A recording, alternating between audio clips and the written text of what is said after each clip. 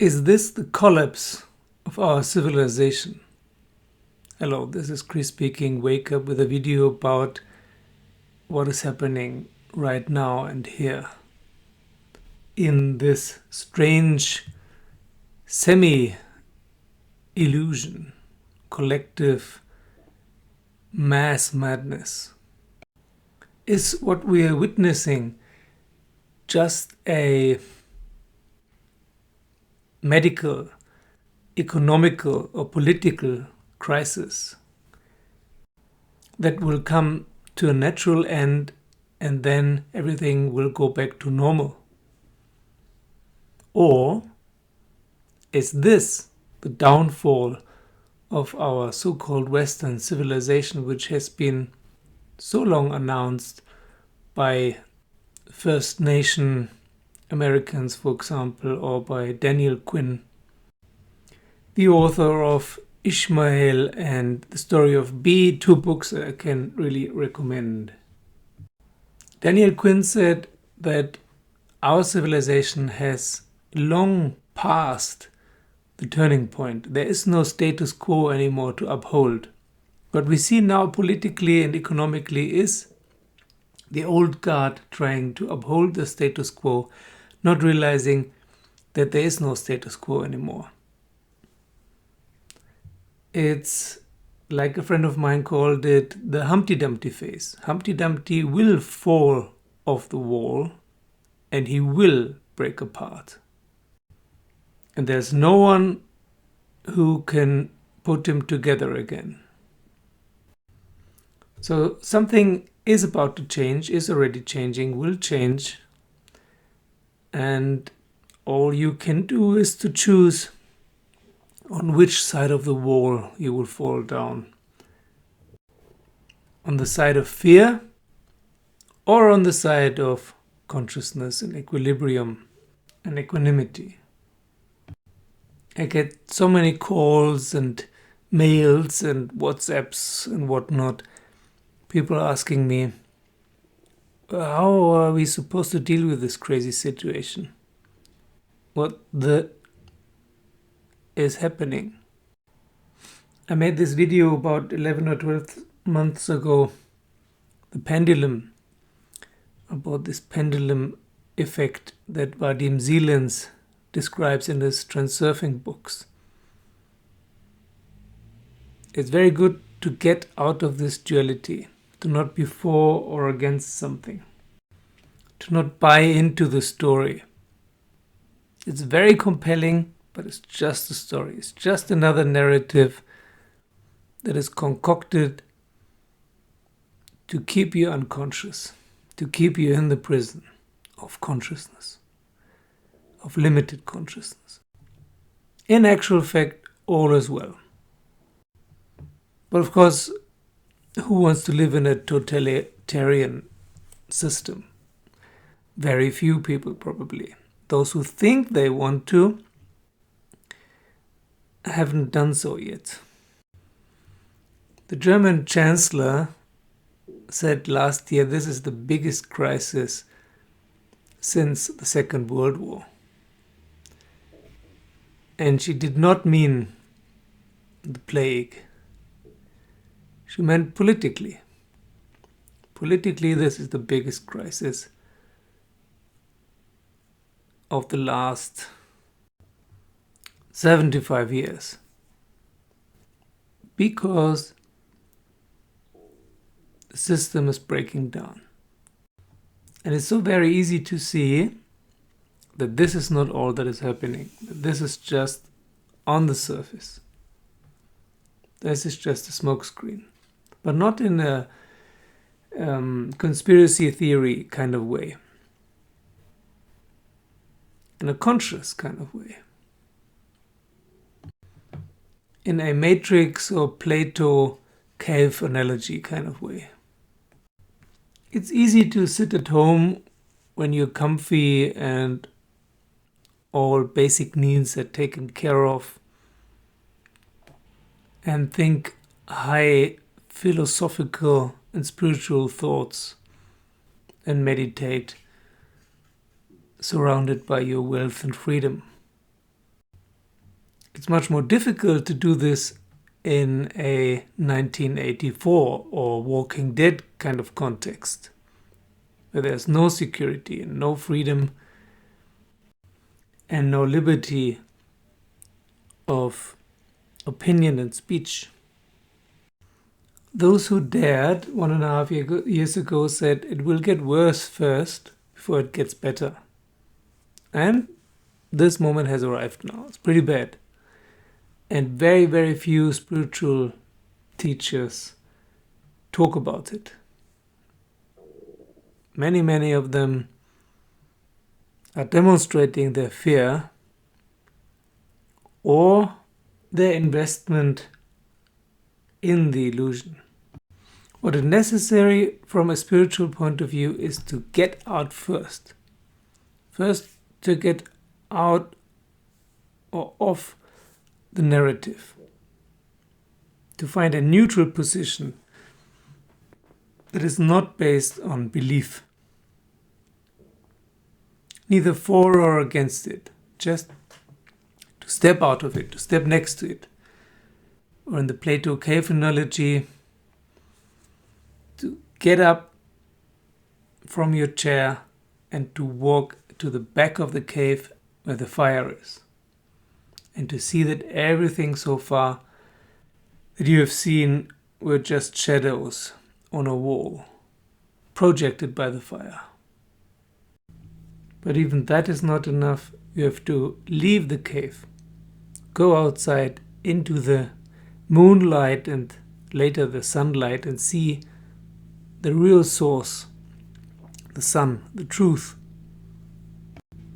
And only then, only after having glimpsed the sun and seen the real nature outside of the cave, it is possible to do something for humanity. To go back into the cave and free others. For example, it's only possible if you've seen the truth first. So now, more than ever, it is necessary to focus on your awakening and enlightenment first, and then, guided by intuition and equanimity, then it may be possible to act. Right now, it's just about watching the show, like a good movie. Like a good but terrible movie, like a horror movie, for example. The boat of humanity, or the airplane of humanity, is crashing. Right now, the boat is sinking, or the airplane is falling down already. We have not done our job well as caretakers of the planet. To the contrary. We cannot stop the crash, but we can use the momentum for our own personal freedom. And then, once you're free, new possibilities will arise. This is like a big jail riot. Yeah, it's the perfect opportunity to break out. But of course, the jail keepers, the prison guards will do anything in their power to stop you from leaving the prison. In the last 1.5 years, more people than ever have shifted from first tier into second tier of spiral dynamics. More people than ever have awakened. More people than ever have found enlightenment, or were found by enlightenment. There are more awakened, enlightened people on the planet now than ever, or than in a long, long, long, long time. 2,000 years at least. So there is a big potential in all the chaos and oppression. And this potential is very, very difficult, very hard to see because of the thick smoke screen. So don't get distracted. Follow your heart. Follow the light out of the cave. Follow your intuition. Practice your intuition. Find your intuition. That's your guide. Don't despair. Don't give in to fear.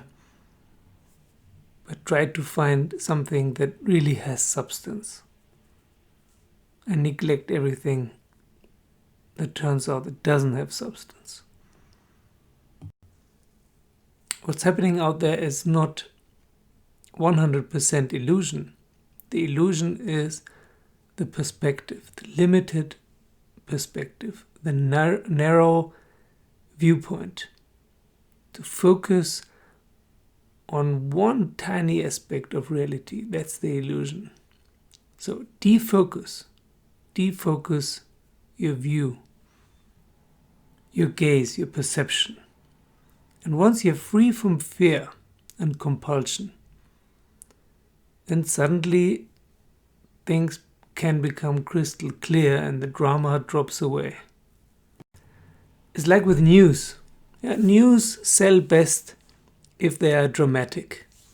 People dying, people suffering, that's what sells best. That's what people want to hear, if they admit it or not. So this is what news offer. Horrible news, because that's what sells best. And this is not only what's happening. This is only a very, very small aspect. Or animal documentaries. Animal documentaries are always about hunting. The prey and the predator. To eat or be eaten. Or maybe some procreation or some funny stuff. But mostly it's animals fighting, killing each other and so on. Creating the delusion that the animal kingdom is only about fighting and surviving and kill or be killed. No, that's only the way our documentaries are made. Because that's what people want to see.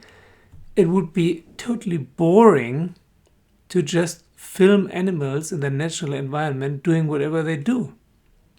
Foraging or sleeping.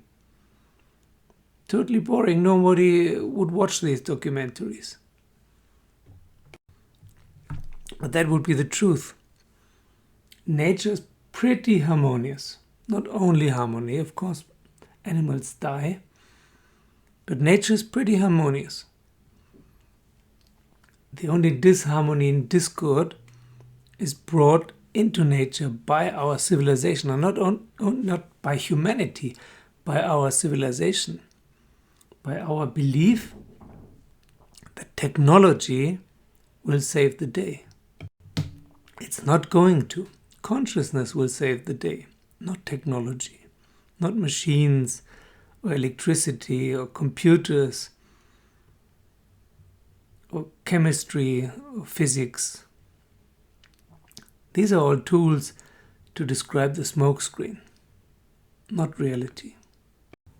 It's time to decide now if you want to decorate your cell walls or if you want to get out to a neutral vista. How many more hints do you need to see that this is not and cannot be the full scope of reality and truth? And by the way, nor are all those fancy descriptions of enlightenment the truth.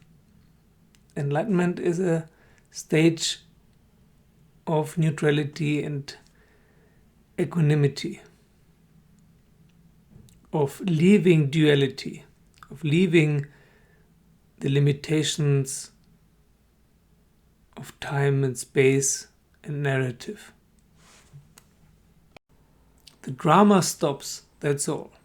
The being pulled back and forth between good and bad, black and white, truth and false, that stops. Nothing more. There is no choir of angels singing, no fancy lights as DMT specialists try to sell. Nothing special. The weight of the mass delusion is falling away. There's a new freedom, but otherwise everything looks exactly the same. But very, very few people who ever got there would change this freedom for anything else. Internal freedom, and then you can worry about external freedom. If you choose to do so, or if it is your fate. If it is your fate. If your fate is the path of humanity, then you will help and be able to help others. And if your fate is the path of freedom, then you will stick to yourself and maybe write a book. And then that's your destiny. That's fine. There's an old Sufi story that we used to be boat makers, but forgot how to make boats. And everyone is doubting that it is possible to make boats and sail on the ocean. That's where we are now. We're boat makers, forgot how to make boats. People don't believe that it's possible to make boats, and so they all come up with all kinds of dramatic things to distract those who want to learn again how to make boats and sail away into freedom, to build them. You are a boat maker. You already have the knowledge, the know-how, the abilities and the tools to make a boat. So make the boat, sail away, and later, if it is in your destiny, you can come back and teach how to make boats. Thank you for listening. Thank you for watching. Thank you for subscribing or joining me on Patreon or Facebook. See you soon. Don't despair. All the best. Relax, la.